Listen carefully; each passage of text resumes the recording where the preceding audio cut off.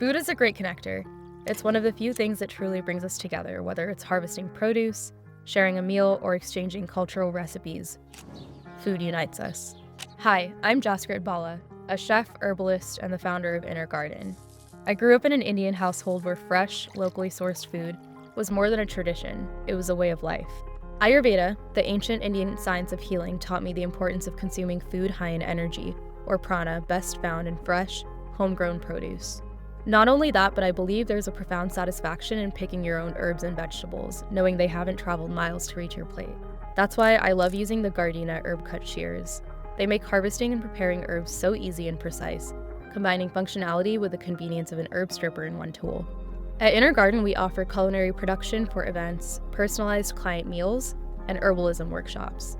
We focus on integrating Ayurveda and herbalism into our cooking and wellness practices, promoting fresh, locally sourced, nutrient-dense food for holistic health and mindfulness. The first thing I encourage people to focus on is what they're putting in their bodies, what they're eating, and how they're cooking. Learning to feed ourselves properly and in tune with the seasons is the first step towards deeper wellness. Cooking is also a wonderful mindfulness practice.